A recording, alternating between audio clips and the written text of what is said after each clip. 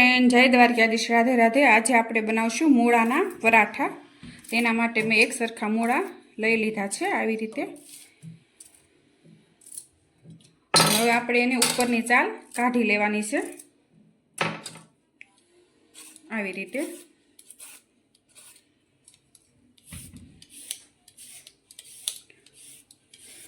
આવી રીતે સાફ કરી લેશું આપણે અને હવે ધોઈને આપણે એને ખમણી લેશું। હવે આપણે ઝીણું જે ખમણ આવે છે ને એનાથી આપણે ખમણી લઈશું આવી રીતે।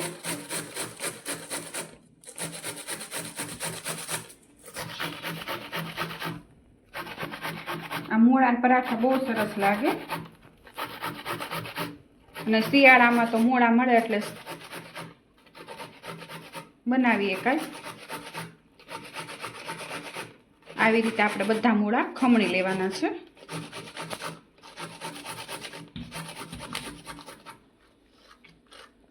આ મૂળા ખમણાઈ ગયા છે। હવે તેમાંથી આપણે પાણી આવી રીતે કાઢી લઈશું।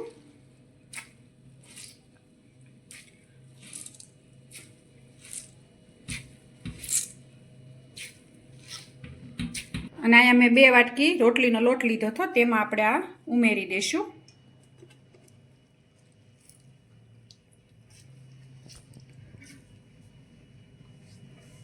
અને મરચાંની કટકી ઉમેરશું, તીખી મરચી લીધી હતી, અને કોથમરી અને થોડીક હિંગ ઉમેરશું, અને ધાણા જીરું પાવડર, થોડો ગરમ મસાલો અને જીરું આખું, અને અડધી ચમચી અહીંયા મેં મરીનો ભૂક્કો લીધો હતો, તીખા આવે તે એ ઉમેરશું। અને મોણ માટે આપણે તેલ ઉમેરશું 2 પાવડા। આ બધું આપણે મિક્સ કરી લઈશું। આમાં બહુ પાણીની ન જરૂર પડે, કારણ કે મૂળામાં બહુ જ તે પાણી હોય। આવી રીતે આપણે બધું મિક્સ કરી લઈશું।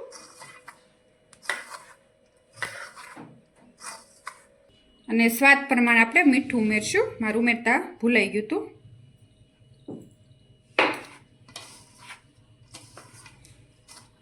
અને જ્યાં અમે મૂળાનું પાણી કાઢ્યું હતું ને તે ઉમેરશું, એટલે સરસ સ્વાદ આવે એનો।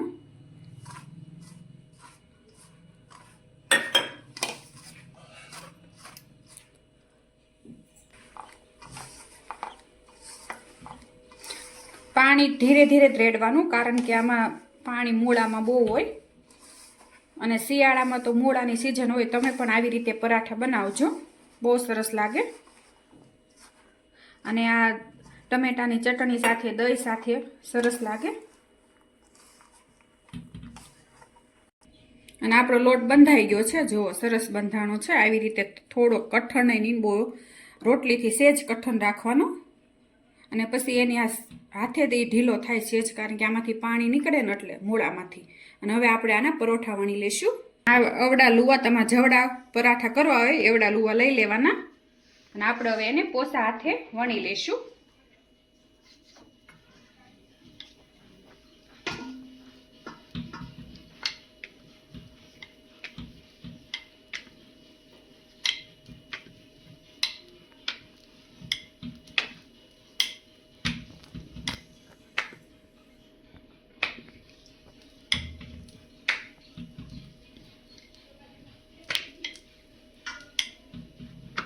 સરસ વણાય છે, અને આમાં તમારે જેટલી કોથમરી ઉમેરવી એટલી ઉમેરી શકો તમે।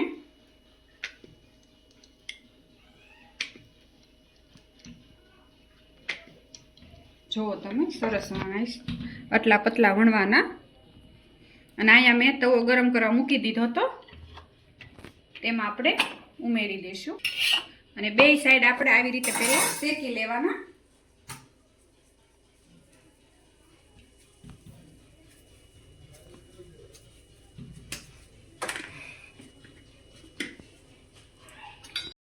હવે આપણે એમાં તેલ ઉમેરશું,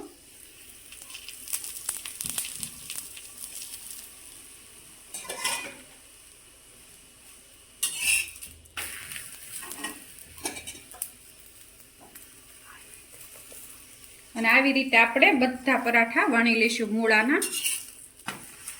અને શિયાળાની સિઝન છે એટલે તમે પણ આવી રીતે બનાવજો અને મને કોમેન્ટ કરી જણાવજો.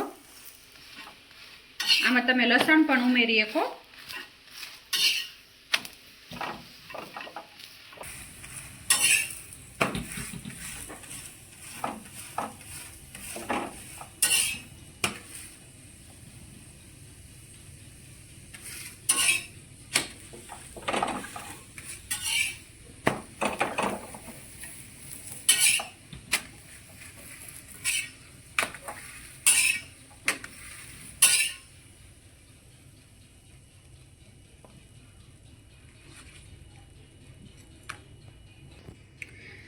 અને અહીંયા મારા મૂળાના પરાઠા તૈયાર છે. તમે જોવો છો સરસ બન્યા છે અને એકદમ સોફ્ટ છે. અને તમને જો આ મૂળાના પરાઠા ગમ્યા હોય તો લાઈક કરજો, શેર કરજો અને સબસ્ક્રાઈબ કરજો.